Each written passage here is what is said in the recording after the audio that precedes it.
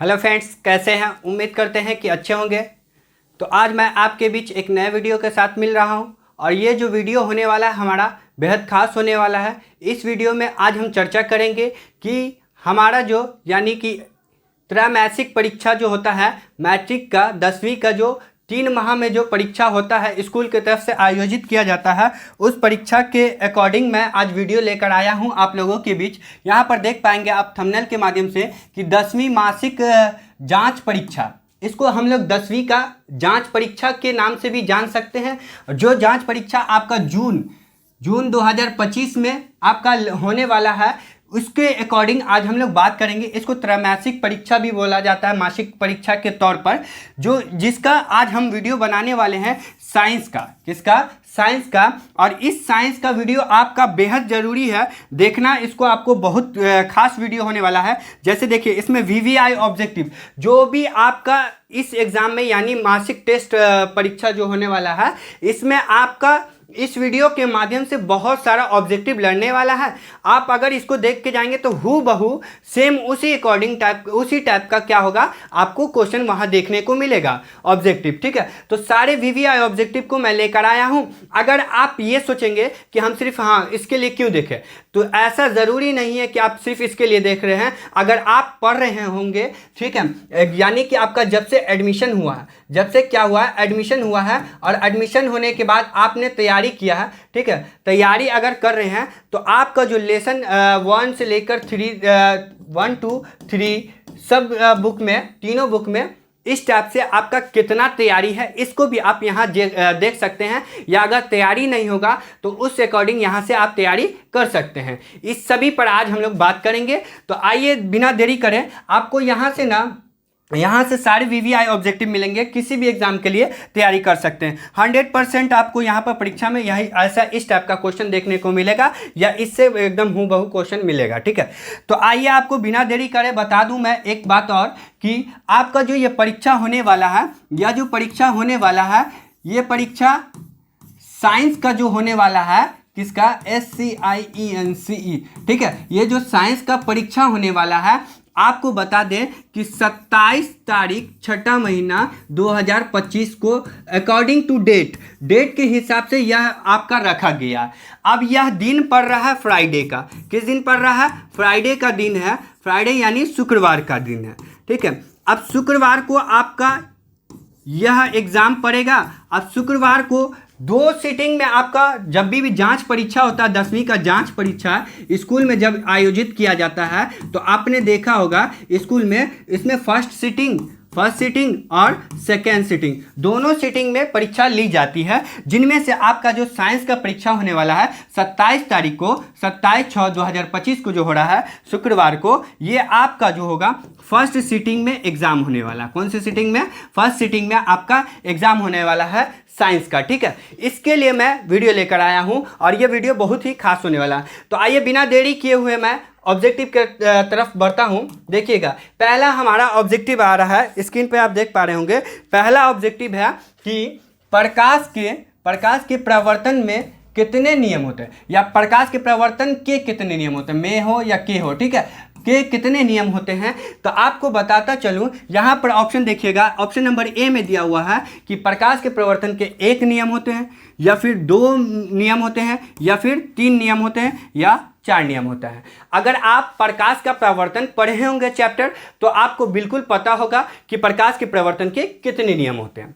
ठीक है, तो आइए बात कर ले। पहला जो नियम है, एक जो दिया हुआ ऑप्शन नंबर 1 हमारा राइट आंसर नहीं है, क्योंकि प्रकाश के प्रवर्तन के 1 नियम नहीं होते हैं।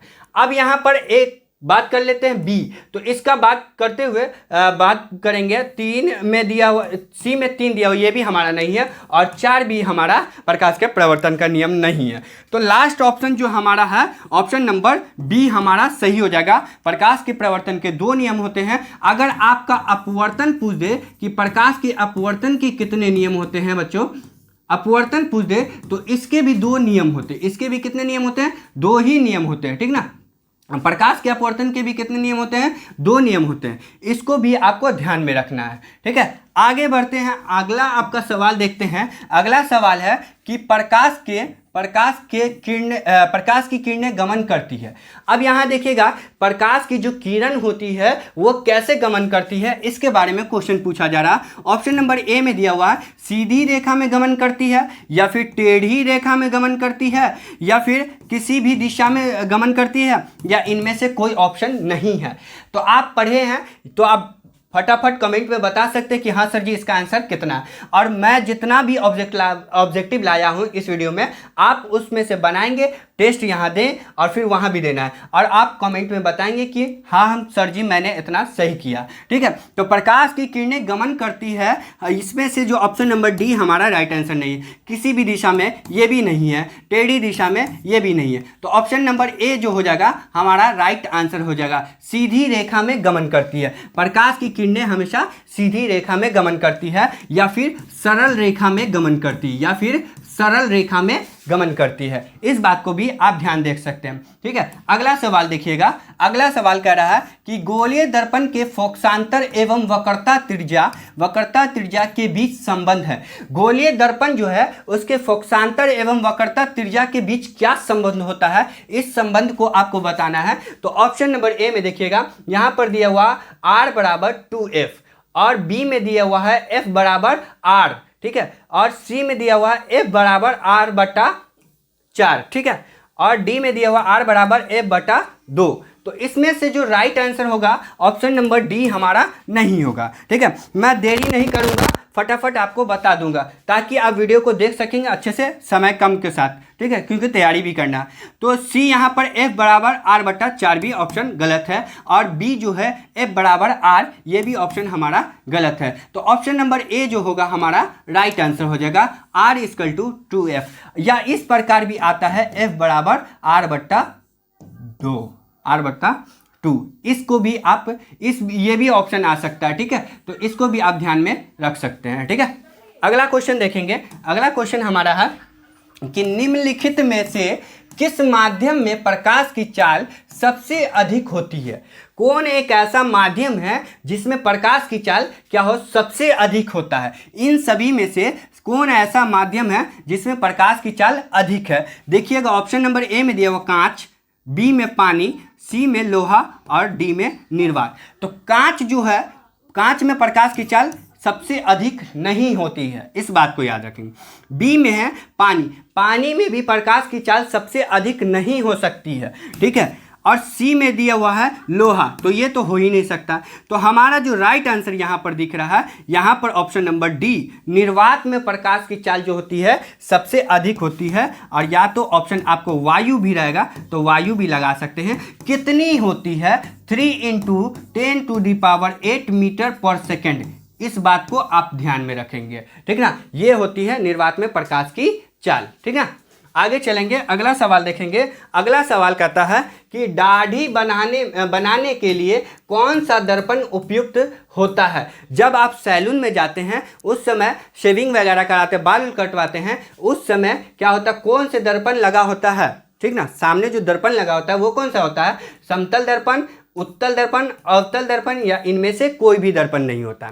ठीक है, तो आपको बताता चलूं कि दाढ़ी बनाने के लिए जो उपयोग होता है वो समतल दर्पण का नहीं होता, क्योंकि इसमें वस्तु का प्रतिबिंब समान आकार का बन जाएगा। ठीक है, ऐसा नहीं होता, इसमें आपका नहीं बनेगा। अब उत्तल दर्पण में भी इसमें नहीं बनेगा, क्योंकि इसमें वस्तु का प्रतिबिंब जो बनता है केवल छोटा प्रतिबिंब बनता है। ठीक है, इसलिए भी इसमें नहीं बनेगा। अब इसमें जो होगा ऑप्शन नंबर डी भी नहीं होगा, इनमें से कोई नहीं, ये भी नहीं होगा। और लास्ट जो बच गया हम लोगों का ऑप्शन नंबर सी, यही हमारा राइट आंसर है। अवतल दर्पण का उपयोग किया जाता है जिसमें वस्तु का प्रतिबिंब बनता है। ठीक है, और कैसा बनता है, मतलब दाढ़ी बनाने के लिए जब प्रयुक्त करते हैं छोटा बड़ा एवं वस्तु के समान आकार का। तो देखिएगा यहाँ पर दाढ़ी बनाने के लिए उपयुक्त होता है कौन सा दर्पण, अवतल दर्पण का उपयोग किया जाता है। Option number C right answer होगा। आगे चलेंगे, आगे देखेंगे कि समतल दर्पण की फोकस दूरी होती है। जब समतल दर्पण जो होती है उसकी फोकस दूरी कितनी होती है, इस बात को आप ध्यान रखेंगे। ए में दिया हुआ अनंत, बी में दिया हुआ 0 या सी में 100 सेंटीमीटर और डी में 50 सेंटीमीटर। तो यहाँ पर डी ऑप्शन नहीं होगा, 50 सेंटीमीटर नहीं होता है। आगे सी भी 100 सेंटीमीटर नहीं होता है इसका आंसर, और 0 भी नहीं होता है समतल दर्पण का फोकस दूरी। तो हम लोग बात याद रखेंगे, ऑप्शन नंबर ए हमारा राइट आंसर हो जाएगा। समतल दर्पण की फोकस दूरी हमेशा अनंत होती है, ठीक है। यहाँ पर ये हमारा सही आंसर होगा, ठीक है। आगे चलेंगे, आगे देखिएगा फोकस दूरी कि 20 सेंटीमीटर के अवतल दर्पण की वक्रता त्रिज्या क्या होगी। एक फोकस दूरी का 20 सेंटीमीटर वाला अवतल दर्पण है और इसकी वक्रता त्रिज्या पूछा जा रहा है। ऑप्शन नंबर ए में गलत है ये, फिर सी भी गलत है और डी भी गलत। ऑप्शन नंबर बी आंसर सही हो जाएगा, ठीक है।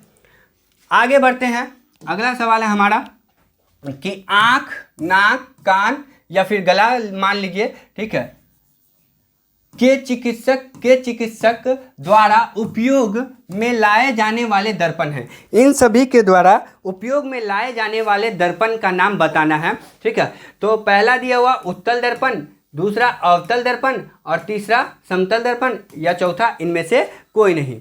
तो आपको याद होना चाहिए कि इसमें से आंख, नाक या गला जो होता है, तो आप पढ़े होंगे कि अवतल दर्पण के उपयोग, उत्तल दर्पण के उपयोग, ठीक ना। तो इन सभी के में याद करिए किसमें किया जाता है। तो उत्तल दर्पण में इसका उपयोग नहीं होता है या फिर समतल दर्पण में भी नहीं होता है, और इनमें से कोई आंसर तो होगा ही नहीं। तो हमारा राइट आंसर बी हो जाएगा, अवतल दर्पण में उपयोग होता है, ठीक है। डॉक्टरों द्वारा आंख की जांच करने, नाक की जांच करने, कान की जांच, गले की जांच करने में किसका उपयोग करते हैं? केवल और केवल अवतल दर्पण का उपयोग करते हैं, ठीक है। आगे चलेंगे, अगला सवाल देखिएगा, निम्न में से कौन सा लेंस का आवर्धन m होता है? आवर्धन m होता है u/v। ऑप्शन नंबर ए में है u/v, बी में दिया हुआ u/v और सी में u+v और लास्ट वाला दिया हुआ v/u, ठीक ना। तो इसका आंसर ए हमारा रॉन्ग है और बी जो है u/v ये भी हमारा गलत है, और सी में दिया हुआ u+v तो ये भी आंसर हमारा रॉन्ग है। ऑप्शन नंबर डी यहाँ पर राइट आंसर हो जाएगा, v/u। v/u जो है हमारा राइट आंसर होगा, ये वाला आपका राइट आंसर है, ठीक है। इस बात को ध्यान रखेंगे। अगला देखिएगा, अगला सवाल है कि लेंस के मुख्य फोकस की संख्या कितनी होती है। लेंस जो होता है उसमें मुख्य फोकस की संख्या पूछी जा रही है, और उसमें मुख्य फोकस की संख्या कितनी होती है? तो ऑप्शन नंबर 2, ए में दिया हुआ 2, बी में 1 और सी में 3 और डी में 4, ठीक है। तो इसमें जो हमारा राइट आंसर होगा ये डी नहीं होगा, 4 नहीं होता है, और ना ही सी होगा, 3 भी नहीं होता है, और ना ही बी होगा। तो राइट आंसर हो जाएगा हमारा ए हो जाएगा, यानी मुख्य फोकस की संख्या लेंस में 2 होता है। आगे देखिएगा, अगला सवाल देखिएगा। अगला सवाल कहता है निम्न में से कौन सा पदार्थ लेंस बनाने के लिए प्रयुक्त नहीं किया जाता है? कौन ऐसा पदार्थ है जिसका आप उपयोग लेंस बनाने में नहीं कर सकते हैं? तो इसमें देखिएगा, ऑप्शन नंबर ए दिया हुआ है, ए में जल है, बी में कांच है और सी में प्लास्टिक है, डी में है मिट्टी। तो इसमें से किसका उपयोग आप लेंस बनाने के लिए प्रयुक्त नहीं कर सकते हैं? तो जल का उपयोग नहीं कर सकते हैं, ठीक है, या कांच का भी कर सकते हैं।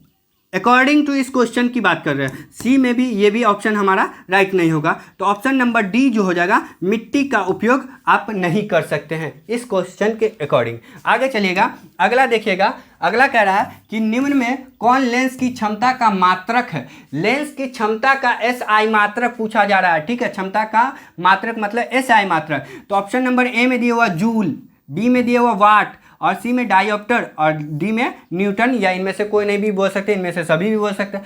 ऐसा इस टाइप को आपको देखने को मिलेगा, ठीक है। तो इसका जो राइट आंसर होगा वो मैं आपको बता दूं, जूल नहीं होता है और ना ही वाट होता है, ठीक ना। लेंस की क्षमता का ऐसा मात्रक ना जूल होता है, ना वाट होता है और ना ही न्यूटन होता है। तो ऑप्शन नंबर हमारा यहाँ पर C is the correct answer, diopter, ठीक है। इसको सूचित हम डी से करते हैं। क्या चीज़ से सूचित करते हैं? डी से करते हैं, याद रखिएगा। अगला सवाल देखिएगा। अगला सवाल कहता है हीरा का अपवर्तनांक कितना होता है? बड़ा अच्छा क्वेश्चन है। हीरा का अपवर्तनांक कितना होता है? ऑप्शन नंबर ए में देखिएगा कि 1.42, ठीक है। बी में दिया हुआ है 1.32 और सी में दिया हुआ है 2.24, ठीक है। डी में दिया हुआ है 2.42, ठीक है। तो हीरा का अपवर्तनांक जो होगा इसमें ऑप्शन नंबर ए हमारा गलत है। बी भी यहाँ पर 1.32 भी गलत है और डी भी यहाँ पर ये भी आंसर गलत है 2.42। तो हीरा का जो सॉरी ऑप्शन नंबर एक मिनट, ऑप्शन नंबर सी गलत होगा। हीरा का पूर्णांक 2.24 नहीं होता बल्कि ऑप्शन नंबर डी हमारा राइट आंसर होगा, 2.42 होता है। ठीक है, हीरा का पूर्णांक 2.42 होता है। ठीक है, और यही होता है जो आपको एक बात और याद रखना है कि सबसे पूछ देगा सबसे कठोर तत्व कौन है, तो हीरा है। सबसे कठोर तत्व कौन है, तो हीरा है। और इसका पूर्णांक कितना होता है, 2.42। आगे बढ़िएगा, अगला सवाल देखिएगा कि फोटोग्राफी कैमरा का अभिदृश्यक होता है। जो फोटोग्राफी कैमरा होता है उसमें जो आप यूज़ करते हैं उसमें कैसा कैसा अभिदृश्यक होता है, इस बात को पूछा जा रहा है। ऑप्शन नंबर ए में दिया हुआ उत्तल दर्पण का, बी में दिया हुआ अवतल दर्पण का, और सी में उत्तल लेंस का, और डी में उत्तल दर्पण का। तो हमारा यहाँ पर राइट आंसर हो जाएगा ऑप्शन नंबर ए गलत है, उत्तल दर्पण का उपयोग अभिदृश्यक नहीं होता है। और बी भी नहीं होगा, अवतल दर्पण का भी अभिदृश्यक नहीं होता है। डी भी यहाँ पर हमारा नहीं होगा, उत्तल दर्पण नहीं होता बल्कि उत्तल लेंस होता है। ऑप्शन नंबर सी हमारा राइट आंसर हो जाएगा। आगे देखिएगा सवाल, आगे सवाल कहता है शब्दकोश के छोटे अक्षरों को पढ़ने के लिए, जो शब्दकोश होता है यानी डिक्शनरी जो होता है उसके छोटे छोटे अक्षरों को पढ़ने के लिए किस लेंस का उपयोग करना पसंद करेंगे। आप डिक्शनरी के पढ़ने के लिए छोटे अक्षर को आप किस प्रकार के लेंस का करना उपयोग पसंद करेंगे।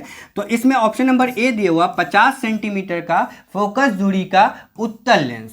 ठीक है, अब 50 सेंटीमीटर का बी में दिया हुआ फोकस दूरी का अवतल लेंस, और सी में दिया हुआ है 5 सेंटीमीटर फोकस दूरी का उत्तल लेंस। ठीक है, और डी में दिया हुआ 5 सेंटीमीटर फोकस दूरी का अवतल लेंस। तो इसमें जो उपयोग करेंगे इसका आप आंसर कमेंट में ज़रूर देंगे। ठीक है, वैसे मैं बता दूं इसका आंसर आपको ऑप्शन नंबर ए गलत है। ठीक है, ऑप्शन नंबर ए गलत है। 50 सेंटीमीटर की फोकस दूरी का उत्तल लेंस नहीं होता है और ना ही 50 सेंटीमीटर फोकस दूरी का अवतल लेंस होता है। ऑप्शन नंबर डी जो आपका अवतल लेंस ये भी नहीं होता है। तो राइट आंसर सी मान लीजिए, सी इसका आंसर है। 5 सेंटीमीटर फोकस दूरी वाले उत्तल लेंस का उपयोग किया जाता है। आगे चलते हैं, अगला सवाल देखिएगा। एक स्वास्थ्य आंख की दूर बिंदु होता है। अगर एक अच्छा आंख है, स्वास्थ्य आंख है, उसकी दूर बिंदु कितनी हो सकती है। दूर मतलब बहुत दूर, जितना नज़र आपका जा सके वह बिंदु कितनी होती है। तो ए में दिया हुआ 25 सेंटीमीटर, बी में 0 या सी में 250 सेंटीमीटर और डी में अनंत। तो आपको बताता चलूं कि इसका जो है 25 सेंटीमीटर राइट आंसर नहीं है। सामान्य दृष्टि की अल्पतम दूरी पूछेगा, अल्पतम दूरी, तब आप बोलेंगे 25 सेंटीमीटर। ठीक है, 0 भी नहीं होगा, गलत है। 250 भी नहीं होगा, गलत है। अब डी हमारा यहाँ पर राइट आंसर है, अनंत होता है। कितना होता है, एक स्वास्थ्य आंख की दूर बिंदु अनंत होता है। आगे देखिएगा, अगला सवाल कहता है, अगला सवाल है कि स्पेक्ट्रम प्राप्त करने के लिए किसका उपयोग होता है। जब स्पेक्ट्रम को प्राप्त करना हो तो उसमें किसका उपयोग आप कर सकते हैं, इस बात को पूछा जा रहा है। ऑप्शन नंबर ए में है कांच की सिल्ली का, बी में है अवतल दर्पण का, सी में है उत्तल दर्पण का, या डी में है प्रिज्म का। तो इनमें से किसका इस्तेमाल आप कर सकते हैं कि स्पेक्ट्रम को प्राप्त करना हो तो। ठीक है, तो ए में जो हमारा राइट आंसर नहीं होगा, कांच की सिल्ली का उपयोग नहीं किया जाता। ना ही बी में अवतल दर्पण का भी उपयोग नहीं होता है और ना ही सी उत्तल दर्पण का भी नहीं किया जाता। तो right answer option number D हो जाएगा, प्रिज्म का इस्तेमाल किया जाता है। अगला सवाल देखिएगा, अगला सवाल कह रहा है किसी अंतरिक्ष यात्री को आकाश कैसा प्रतीत होता है। जो अंतरिक्ष यात्री होते हैं यानी आसमान में जो सफ़र करते हैं, ऊपर जो सफ़र करते हैं, उस वाले यात्री को आकाश जो मतलब आसमान जो है वो कैसा दिखाई देता है, इसको आपको बताना है। तो ऑप्शन नंबर ए नीला, बी में काला, या सी में बैगनी, या इनमें से कोई नहीं। तो आकाश कैसा होता है बच्चों, नीला होता है। तो यहाँ पर ये आंसर हमारा राइट नहीं होगा। ऊपर वाले यात्री को, अंतरिक्ष यात्री को नीला नहीं दिखा देता है और ना ही बैगनी दिखा देता, और डी तो गलत ही है। तो ऑप्शन नंबर ए हमारा राइट हो जाएगा, सॉरी बी राइट आंसर हो जाएगा। काला दिखाई देता है। कैसा दिखाई देता है, काला दिखाई देता है। ठीक है, नीला की अपेक्षा काला दिखाई देता है। आगे चलेंगे, अगला सवाल देखिएगा कि प्रकाश का प्राथमिक वर्ण होता है, प्रकाश जो है उसका प्राथमिक वर्ण कौन सा होता है? तो ऑप्शन नंबर ए में नीला, बी में हरा और सी में लाल, या इनमें से सभी। तो इसका जो राइट आंसर हो जाएगा, इसका याद रखिएगा आप, option number D right answer होगा, क्योंकि इनमें से सभी जो होता है ना, ये हमारा सब हो जाएगा। क्या हो जाएगा? सब हो जाएगा आंसर। आगे देखिएगा, अगला सवाल कह रहा है कि एक प्रिज्म में कितने सतह में छुटा हुआ, ठीक है। तो यहाँ पर नोट करिएगा, एक प्रिज्म में कितने सतह होते हैं, या फिर एक प्रिज्म कितने सतहों से घिरे होते हैं, ठीक है। एक प्रिज्म कितने सतहों से घिरे होते हैं, इस बात को भी क्वेश्चन को देख सकते हैं आप। ऑप्शन नंबर ए दिया हुआ 2 या फिर 3 या 4 या 5। तो आप याद रखिएगा कि प्रिज्म में कितने सतह होते हैं और कितने सतहों से घिरे होते हैं। तो ऑप्शन नंबर ए हमारा गलत है, 2 नहीं होता है, बी भी नहीं होगा, 3 भी नहीं होता है, सी भी गलत है, 4 नहीं होता बल्कि 5 होता है। Option number D right answer होगा। आगे देखिएगा, अगला सवाल कहता है बायोलॉजी का। देखिए आपका फिजिक्स यहाँ पर समाप्त हुआ। फिजिक्स यानी कि फिजिक्स का आपका 20 सवाल लिया गया था। कितना सवाल? 20। अब आप कमेंट बॉक्स में कमेंट करेंगे कि हाँ सर जी, मैंने 20 में से फिजिक्स की किताब से 20 में से कितना अंक को प्राप्त किया, ठीक है। आगे चलिएगा, देखते हैं। अब हमारा जो स्टार्ट हो रहा है, बायोलॉजी हो रहा है। देखिएगा 21वां क्वेश्चन बायोलॉजी है। कूटपाद किसमें पाया जाता है? कूटपाद जो होता है किसमें होता है? वो पैरामीशियम में होता है, या फिर युगलीना में होता है, या अमीबा में होता है, या इनमें से कोई नहीं होगा। ये ऑप्शन तो हमारा गलत है, डी, ठीक है। पैरामीशियम में भी नहीं होता है, युगलीना में भी नहीं होता है, तो राइट आंसर हो जाएगा ऑप्शन नंबर सी, अमीबा में होता है कूटपाद, ठीक है। आगे देखेंगे सवाल। अगला सवाल देखिएगा कि दांतों को साफ करने के लिए दंत मंजन प्रायः होता है। जब दांत साफ किया जाता है उसमें दंत मंजन जो होता है वो कैसा होता है, इस बात को सवाल पूछ रहा है। ऑप्शन नंबर ए क्षारीय, दूसरा है अम्लीय, या तीसरा लवण युक्त, या इनमें से कोई नहीं। तो ऑप्शन नंबर डी हमारा है ही नहीं, सी भी नहीं होगा, लवण युक्त भी नहीं होता है और ना ही अम्लीय होता है। तो ऑप्शन नंबर ए हमारा सही हो जाएगा, क्षारीय होता है, ठीक है। आगे देखेंगे, अगला सवाल कह रहा है कि सभी हरे पौधे होते हैं। देखिए सभी हरे पौधे जो होते हैं वो कैसे होते हैं? ऑप्शन नंबर ए में स्वपोषी, बी में है मृतपोषी, और सी में है परजीवी, और डी में इनमें से सभी। तो सभी हरे पेड़ पौधे आपको बता दूं कि कैसा होता है। ऑप्शन नंबर यहाँ पर हमारा डी गलत है, इनमें से सभी नहीं होगा, और ना ही परजीवी होता है और ना ही मृतजीवी होता है। तो ऑप्शन नंबर ए हमारा राइट हो जाएगा। हरे पेड़ पौधे हमेशा स्वपोषी होता है, इस बात को ख्याल रखेंगे। क्यों होता है? क्योंकि यह अपना भोजन जो होता है ना वो स्वयं बनाता है, इसलिए ये स्वपोषी कहलाते हैं, ठीक है। आगे चलिएगा, अगला देखिएगा, निम्न में से कौन एक उभयलिंगी जंतु है? इनमें से कौन सा एक उभयलिंगी जंतु है? ऑप्शन नंबर ए में दिया हुआ है, ऑप्शन नंबर ए में केंचुआ, बी में मछली, और सी में शेर, और डी जो दिया हुआ है बकरी, ठीक है। तो उभयलिंगी जंतु होगा, इनमें से देखिए बकरी नहीं हमारा, और ना ही शेर है और ना ही मछली है। तो ऑप्शन नंबर ए हमारा राइट हो जाएगा, केंचुआ, ठीक है। कछुआ नहीं, केंचुआ याद रखना है, ठीक है। आगे चलिएगा, दांत की सबसे ऊपरी परत कौन होती है? दांत जो होती है उसमें सबसे ऊपर वाली परत कौन होती है, इस बात को पूछा जा रहा है। ए में डेंटाइन, बी में इनामेल, और सी में दिया हुआ अस्थि या क्राउन, ठीक है। तो आप देखिएगा कि दांत का जो ऊपरी हिस्सा होता है उसको क्राउन नहीं बोला जाता है, और ना ही अस्थि बोला जाता है, और ना ही डेंटाइन बोला जाता है, बल्कि उसे इनामेल कहा जाता है। ऑप्शन नंबर बी यहाँ पर सही हो जाएगा। आगे देखिएगा, अगला सवाल कह रहा है मैग्नीशियम पाया जाता है। अब मैग्नीशियम कहाँ पाया जाता है, क्वेश्चन पूछ रहा है। ऑप्शन नंबर ए में दे रखा है क्लोरोफिल में, बी में है लाल रक्त में, सी में श्वेत रक्त में, और डी में इनमें से सभी। तो आपको याद रखना है मैग्नीशियम जो पाया जाता है वो क्लोरोफिल में पाया जाता है। किस में पाया जाता है? ऑप्शन नंबर ए हो जाएगा, बाद बाकी सब हमारा गलत हो जाएगा। आगे चलिएगा, अगला सवाल देखिएगा 27 में स्वपोषी पोषण के लिए आवश्यक है। जो स्वपोषी पोषण के होते हैं उसके लिए आवश्यक है, यानी पेड़ पौधे के लिए क्या आवश्यक है, ज़रूरी है, उस बात को क्वेश्चन पूछा जा रहा है। ऑप्शन नंबर ए है पर्णहरित, बी में है सूर्य का प्रकाश, और सी में है कार्बन डाइऑक्साइड, और डी में है इनमें से सभी। पर्णहरित यानी क्लोरोफिल,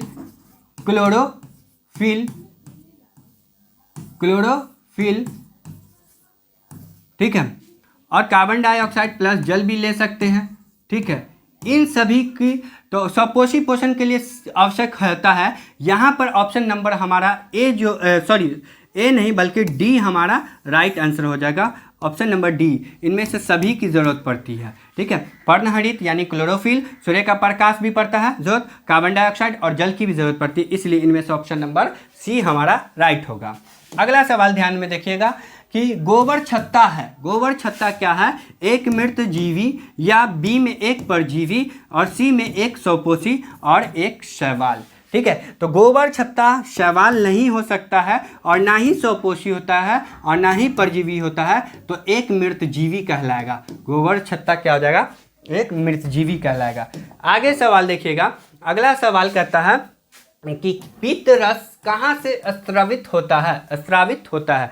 पित्त रस जो होता है वो कहाँ से बहता स्रावित होता है, इसको क्वेश्चन पूछा जा रहा है। ऑप्शन नंबर ए में यकृत से, बी में मुख गुहा से, और सी में अमाशय से, और डी दिया हुआ छोटी आंत से। तो याद रखिएगा पित्त रस हमेशा कहाँ से स्रावित होता है, तो यकृत से स्रावित होता है। ऑप्शन नंबर ए अच्छा हम लोगों का यहाँ पर आंसर हो जाएगा। ऑप्शन नंबर ए क्या हो जाएगा? राइट आंसर होगा, ठीक है।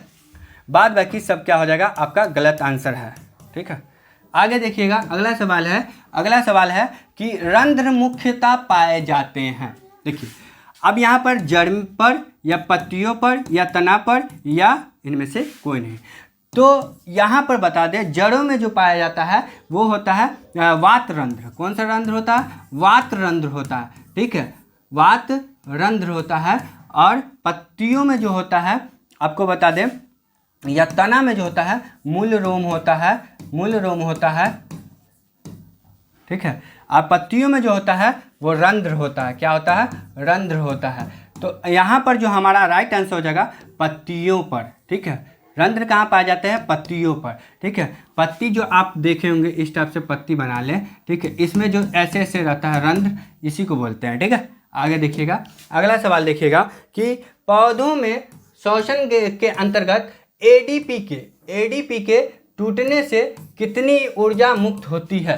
जब पौधों में एडीपी टूटता है तो कितनी ऊर्जा मुक्त होती है, तो यहाँ पर याद रखिएगा आप ऑप्शन ए में दिया हुआ 30.5 kJ मोल, और 305 kJ मोल, या 3.5 kJ मोल, या इनमें से कोई नहीं। तो इसका जो राइट आंसर हो जाएगा हमारा, यहाँ पर इनमें से कोई नहीं होगा, गलत है।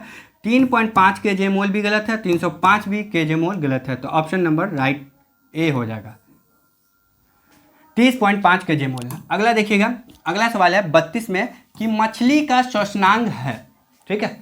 जो मछली है उसका श्वसन अंग कौन है? श्वसनांग का मतलब होता है श्वसन अंग कौन है। तो आपको बता दें कि मछली का श्वसनांग अंग होता है, आपको बता दें गिल्स, या फिर त्वचा, या फेफड़ा, या नासिका, ठीक है। तो यहाँ पर इसमें तो हमारा आंसर नासिका नहीं होगा, ना ही फेफड़ा होगा, ना ही त्वचा होगा। तो राइट आंसर गिल्स होगा। यहाँ पर मछली का जो श्वसन अंग होता है गिल्स होता है। त्वचा होता है त्वचा जो होता है ना वो मेंढक होता है त्वचा से।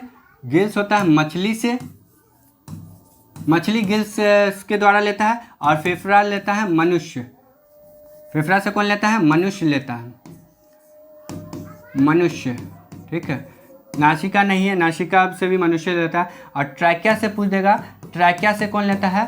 तो मच्छर। कौन लेता है? मच्छर।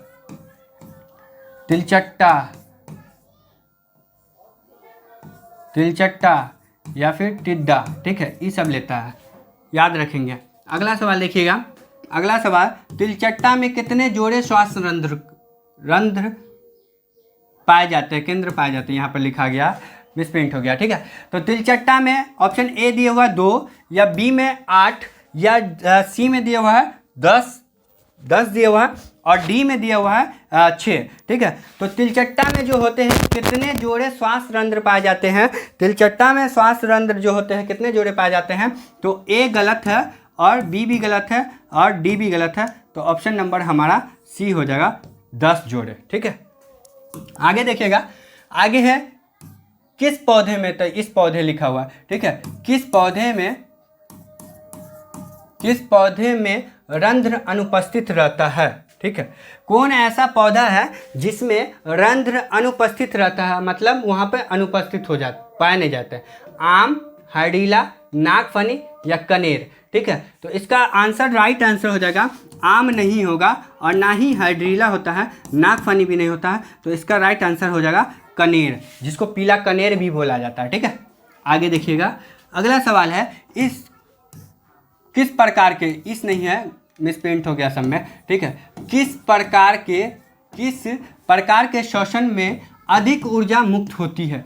किस प्रकार का श्वसन में ज़्यादा से ज़्यादा ऊर्जा मुक्त होती है? वायवीय में या अवायवीय में या ए और बी दोनों में या इनमें से कोई नहीं? ठीक है, ये सारे क्वेश्चन इंपॉर्टेंट क्वेश्चन है, आपको एकदम अच्छे से पढ़ लेना है, एकदम अच्छे से ध्यान से देखना है, ताकि आपका त्रैमासिक परीक्षा जो यानी जांच परीक्षा है उसमें आप अच्छे से लिख सकें, या इसके आधार पर भी और जितना मैं बताया हूं वो सभी पूछ सकते हैं। ठीक है, तो आप क्लियर करके आएंगे और आपकी तैयारी भी अच्छी हो जाएगी। ठीक है, तो आगे बात करेंगे कि किस प्रकार के श्वसन में सबसे अधिक ऊर्जा मुक्त होती है, तो इसका जो राइट आंसर हो जाएगा ऑप्शन नंबर ए हमारा राइट आंसर हो जाएगा, वायवीय श्वसन में अधिक ऊर्जा मुक्त होती है।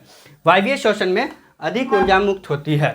ठीक है, आगे चलेंगे, अगला सवाल देखिएगा कि पादप में फ्लोएम उत्तरदायी है, यानी पेड़ पौधे जो पादप होते हैं उसमें फ्लोएम उत्तरदायी, किस लिए उत्तरदायी है, इसको पूछ रहा है क्वेश्चन। ऑप्शन नंबर ए में है जल संवहन, बी में भोजन का संवहन और सी में एमिनो अम्ल का संवहन और डी में दिया हुआ ऑक्सीजन का वाहन। तो आपको याद रखना है, पादप में जो फ्लोएम होते हैं वह किसके लिए होते हैं? जल का संवहन नहीं करता है और ना ही भोजन का संवहन सॉरी एक मिनट, हाँ, तो इसका ऑप्शन जो हो जाएगा ए हमारा गलत है, सी भी गलत है और डी भी गलत है, डी राइट आंसर हो जाएगा, भोजन का संवहन करता है। ठीक है, आगे देखिएगा, अगला सवाल है, खुला परिसंचरण तंत्र किसमें पाया जाता है? खुला परिसंचरण तंत्र जो होता है वो किसमें पाया जाता है? क्वेश्चन नंबर 37 का देखिएगा, ऑप्शन ए दिया हुआ मनुष्य में या फिर बी दिया हुआ है कॉकरोच में, बी में कॉकरोच में और सी में दिया हुआ है घोंगा में और डी में दिया हुआ है ऊंट में। ठीक है, ऊंट में। तो यहाँ पर याद रखिएगा इसका जो राइट आंसर हो जाएगा, खुला परिसंचरण किस में पाया जाता है? मनुष्य में नहीं पाया जाता है और ना ही घोंगा में पाया जाता है और ना ही ऊंट में, तो राइट आंसर बी हो जाएगा, कॉकरोच में पाया जाता है। ठीक है, आगे देखिएगा, अगला सवाल हम लोगों का है, अगला सवाल देखिएगा यहाँ पर कि रुधिर का कौन सा अवयव रक्त स्राव को रोकने में मदद करता है, यानी खून का जो होता है कौन सा अवयव है जो रक्त जो बहाव होता है, स्राव होता है, उसको रोकने में मदद कर देता है। यानी आपका किसी भी शरीर के अंग क्या हो जाता है, टूट फूट जाता है या कट जाता है तो वहाँ पे खून बहने लगते हैं, और कौन सा अवयव होता है जो ब्लड को रोक देता है, रोकने में मदद करता है? इसमें से देखिएगा लसिका या प्लाज्मा या प्लेटलेट्स या इनमें से कोई नहीं। तो इसका जो राइट आंसर हो जाएगा लसिका नहीं होगा और ना ही प्लाज्मा होगा और ना ही इनमें से कोई नहीं, तो यहाँ पर right answer option number C हो जाएगा, प्लेटलेट्स होता है। कौन होता है? प्लेटलेट्स। आगे देखिएगा, अगला सवाल कहता है आरबीसी की जीवन अवधि होती है। ठीक है, आरबीसी की क्या है? जीवन अवधि होती है। हाँ, आरबीसी की जीवन अवधि है, यहाँ पर ए में दिया हुआ 120 दिन, बी में 180 दिन और सी में 80 दिन और 220 दिन। तो आरबीसी की जीवन अवधि जो होगा यहाँ पर हमारा ये गलत है, ये भी गलत है और ये भी गलत है। ऑप्शन नंबर ए हमारा सही है, आरबीसी की जीवन अवधि 120 दिन होती है। इसका निर्माण कहाँ पे होता है? तो अस्थि मज्जा में होता है। इसका निर्माण अगर आपसे पूछ दे कि कहाँ पर होता है तो अस्थि मज्जा में इसका निर्माण होता है। ठीक है, अब इसकी मृत्यु कहाँ पर होती है? तो याद रखेंगे इसकी जो मृत्यु होती है वो प्लीहा में होती है, जिसको हम बोलते हैं पलीह बोलते हैं, जिसको तिल्ली भी बोलते हैं। कौन सी भाषा में? तिल्ली भी बोल सकते हैं, ठीक है। अब यहाँ पर एक और सवाल आपको आ जाएगा, WBC की जीवन अवधि कितनी होती है? तो 10 से 12 दिन की इसकी जीवन अवधि होती है। WBC की अगर बात करेगा तो 10 से 12 दिन की जीवन अवधि होती है। आगे चलेंगे, अगला सवाल देखिएगा। अगला सवाल कहता है रक्त क्या है? उत्तक या कोशिका या पदार्थ या इनमें से कोई नहीं? तो इनमें से कोई नहीं आंसर हमारा गलत है, पदार्थ भी गलत है और कोशिका भी गलत। तो रक्त एक क्या है? उत्तक है। और ये कैसा उत्तक है? तो संयोजी उत्तक है। कैसा उत्तक है? तो तरल संयोजी उत्तक है। कैसा है? तरल संयोजी उत्तक है। इस बात को ध्यान रखेंगे। आगे बढ़िएगा, अगला देखिएगा, चीनी का रासायनिक सूत्र होता है। चीनी का रासायनिक सूत्र दिया हुआ CH3COOH, बी में दिया हुआ C6H12O6, ठीक है, और सी में दिया C12H22O11 और डी में दी CH3CHO। तो यहाँ पर राइट आंसर हमारा ऑप्शन नंबर सी हो जाएगा, C12H22O11। आगे देखिएगा सवाल, अगला कह रहा है सल्फ्यूरिक अम्ल का रासायनिक सूत्र पूछा जा रहा है। तो सल्फ्यूरिक अम्ल का होता है H2SO4 या H2S2O7, H2S2O3, H2S2O8, ठीक ना। यहाँ पर हमारा राइट आंसर H2SO4 हो जाएगा, ऑप्शन नंबर ए। आगे देखिएगा, अगला सवाल कह रहा है कि खड़िया, क्या लिखा हुआ?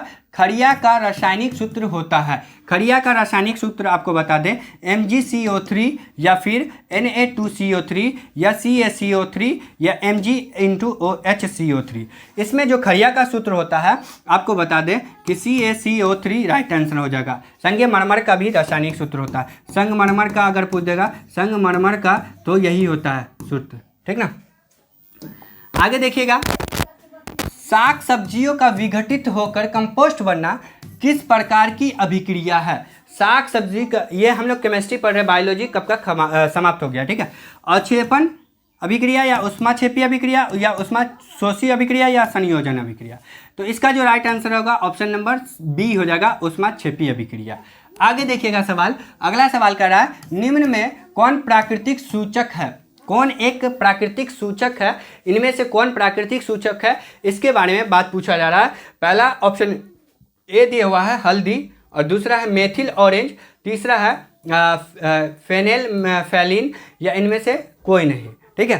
तो इसका जो राइट आंसर हो जाएगा आपका डी गलत है और सी भी गलत है, बी भी गलत है। तो ऑप्शन नंबर ए हमारा राइट आंसर हो जाएगा हल्दी, ठीक है। प्राकृतिक सूचक कौन होता है? तो हल्दी। आगे देखिएगा, लौंग तेल किस प्रकार का सूचक है? लौंग तेल किस प्रकार का सूचक है? प्राकृतिक सूचक या संश्लेषित सूचक या गंधीय सूचक या इनमें से कोई नहीं? तो हमारा प्राकृतिक सूचक नहीं होता लौंग तेल, ये बात को याद रखिएगा। ना ही संश्लेषित सूचक होता है और न इनमें से डी ई तो गलत ही है। तो ऑप्शन नंबर सी हमारा राइट आंसर हो जाएगा, गंधीय सूचक होता है। आगे देखिएगा सवाल, अगला सवाल कह रहा है सिरका में निम्न में कौन सा अम्ल पाया जाता है? सिरका जो होता है उसके अंदर कौन सा अम्ल पाया जाता है? यहाँ से भी आपका सवाल बनेगा इस टाइप से, कोई वाला एक और दो तीन सवाल पूछ देगा, किसी का नाम ले लेगा, बोलेगा उनमें कौन सा अम्ल पाया जाता है। तो यहाँ पर हम सिरका की बात किए, सिरका में आपको देखिए गंध कमल या फिर हाइड्रोक्लोरिक अम्ल या फॉर्मिक अम्ल या एसिटिक अम्ल। तो यहाँ पर गंध कमल नहीं पाया जाता सिरका में, ना ही हाइड्रोक्लोरिक अम्ल पाया जाता है और ना ही फॉर्मिक अम्ल पाया जाता है। तो ऑप्शन नंबर डी हमारा राइट आंसर हो जाएगा, एसिटिक अम्ल पाया जाता है सिरका में। आगे बात करेंगे कि हमारा शरीर के कितने परास के बीच कार्य करता है। हमारा जो शरीर होता है वह कितने परास के बीच कार्य करता है? तो याद रखिएगा ऑप्शन नंबर ए नहीं होगा, क्योंकि 6.0 से 6.8 के बीच नहीं होता, गलत है। और बी में दिया हुआ 7.0 से 7.8, तो हमारा right answer option number B ही होगा। 2.1 से 3.8 भी गलत है और 5.1 से 5.8 भी गलत है, ठीक है। आगे बढ़िएगा, अगला सवाल देखिएगा, मिल्क ऑफ मैग्नीशियम का पीएच मान होता है। मिल्क ऑफ मैग्नीशियम जो है उसका पीएच मान कितना होता है? 4, 3, 7 या 10.5। तो मिल्क ऑफ मैग्नीशियम का पीएच मान 4 नहीं होता है और ना ही 3 होता है ना 7 होता है। तो राइट आंसर हो जाएगा 10.5 आंसर हो जाएगा, डी। आगे चलिएगा, किसी भी उदासीन विलयन का मान होता पीएच मान, उदासीन विलयन का पीएच मान पूछेगा तो 5, 7, 14 या फिर 0। तो याद रखिएगा उदासीन विलयन का पीएच मान 0 नहीं होता है और ना ही 14 होता है, ना ही 5 होता है। तो ऑप्शन नंबर बी हमारा सही हो जाएगा, 7 होता है। तो यहाँ पर आपका मैंने फिजिक्स, बायो और केमिस्ट्री ये तीनों बुक से आपका मैं सवाल लाया हूँ 50। आज का 50 सवाल था। अब इसमें आप कमेंट में बताएंगे कि हाँ सर मैंने 50 सवाल में से कितना का आंसर सही किया। अगर आप की अच्छी तैयारी होगी तो 50 में 50 एकदम आसान था क्वेश्चन, आप बना सकते हैं। वहाँ भी आप एग्ज़ाम हॉल में बना सकते हैं। आपकी तैयारी अच्छी है, इससे मैं मान सकता हूँ। ठीक है, अगर आपकी तैयारी में कमी है तो इस वीडियो को ज़रूर देखें, दोस्तों के पास शेयर करें, लाइक करें, कमेंट करें। आप लोग से मैं यही चाहता हूं, क्योंकि आप लोग के लिए मैं एक अच्छा से अच्छा वीडियो ला सकूं हमेशा। इसके अकॉर्डिंग और भी अच्छा वीडियो लाऊंगा। ठीक है, तो जब तक हमारे साथ ऐसे ही जुड़े रहे हैं हमारे चैनल के माध्यम से। फिर मिलता हूँ मैं जल्द आपसे नेक्स्ट वीडियो में। जय हिंद साथियों।